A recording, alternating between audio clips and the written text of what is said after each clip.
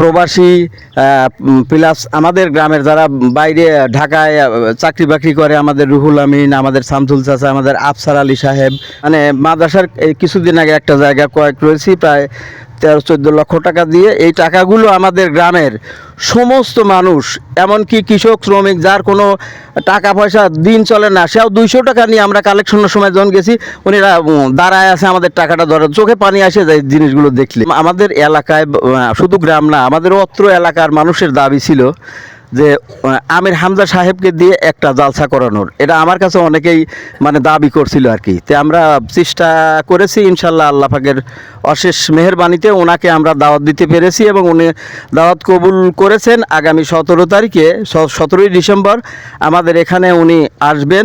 10:30টায় time দিয়েছে, রাত 10:30টায় উনি উঠবেন।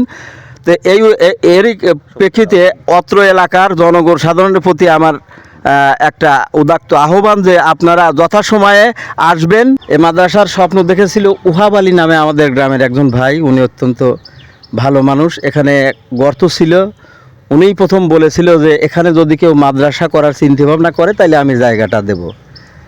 তো ওনার সূত্র ধরেই পরবর্তীতে ওনার আর এক ভাই মোহাম্মদ আব্দুল হাকিম খান, তারপরে উসমান মাওলানা, ওনারা কয়েকজনই এই জায়গাটা মাদ্রাসার জন্য দান করে। এবং আমি সহ আমাদের গ্রামের সমস্ত লোক যারা খেটে খাওয়া মানুষ, ধনাঢ্য ব্যক্তি, মানে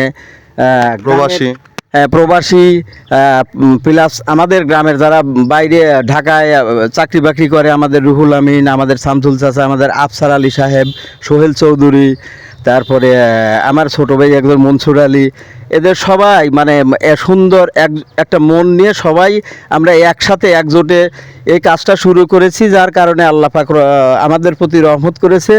এবং আমাদের গ্রামের শুধু ধনবীর না, মনোবীরও আছে অনেক। মনোবীর বলতে কাকে বোঝাচ্ছি?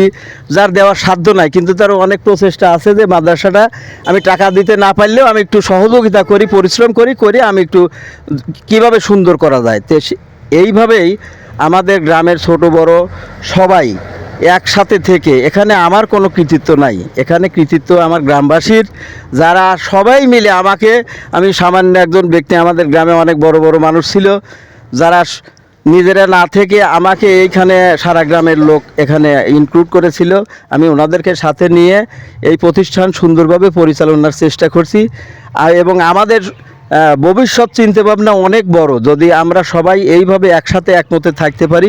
এই মাদ্রাসা আমাদের গ্রামের একটা অনেক বড় জায়গা হয়ে দাঁড়াবে।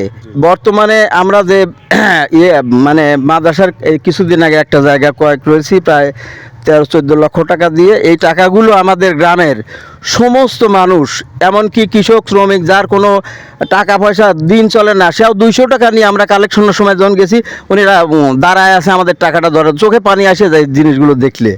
মানে এই অঞ্চলের সাধারণ মানুষের স্বতঃস্ফূর্ত উপস্থিতি এবং ভালোবাসা, এটা আসলে আবেগে আপ্লুত করার মতো, তাই না? যে একজন কৃষক সকালবেলা ঘুম থেকে ফজরের সময় নামাজ পড়ে মাঠে যান এবং সূর্যাস্তের সময় বাসায় ফেরেন, তার পারিশ্রমিক মাত্র 5 থেকে 600 টাকা, তাই না? সেই রকম একজন প্রান্তিক পর্যায়ের মানুষ এই মাদ্রাসায় দান করার জন্য 200 টাকা নিয়ে দাঁড়িয়ে থাকে যে এই মাদ্রাসায় আমিও অংশগ্রহণ করি।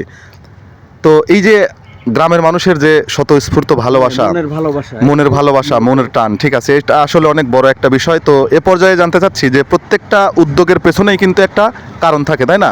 তো কেন মনে হয়েছিল যে এখানে একটা হাফিজিয়া মাদ্রাসা দরকার, যেখান থেকে শত শত হাফেজ প্রতি বছর কোরআনের তাফসির শেষ করে, কোরআনের যে আয়াতগুলো আছে সেগুলো শেষ করে বের? মূলত এরকম চিন্তাভাবনা অনেকেরই ছিল যে গ্রামে একটা মাদ্রাসা করার দরকার, কিন্তু জায়গা জমি দেবে এমন কোনো ব্যক্তিকে পাওয়া যায় নাই। তো ওই যে উহাব আলীর নাম বললাম, ওই উহাব ভাই প্রথম গ্রামের অনেকের কাছেই বললো যে আমি জায়গা দেবো, কেউ যদি মাদ্রাসা করে এখানে আসে। তো আমরা সেই লক্ষ্যে আমরা এখানে বসলাম। মাদ্রাসা করার মূলত উদ্দেশ্য হলো যে এই মাদ্রাসা ভিত্তিক, এই যে বিগত সময়ে যে আওয়ামী লীগ সরকারের তাণ্ডব ছিল বা বিভিন্ন সময় দলীয় যে বিভিন্ন কার্যক্রম, মানুষের ব্যক্তিগতভাবে একজনের সাথে আরেকজনের মানে সম্পর্ক খারাপ থাকলেও আমরা যাতে এই মাদ্রাসাকে কেন্দ্র করে সবাই এক জায়গায় একসাথে থাকতে পারি, এই লক্ষ্যেই আল্লাহ পাকের সান্নিধ্যে যাওয়ার জন্য আমরা এই মাদ্রাসাটা প্রতিষ্ঠিত করেছি।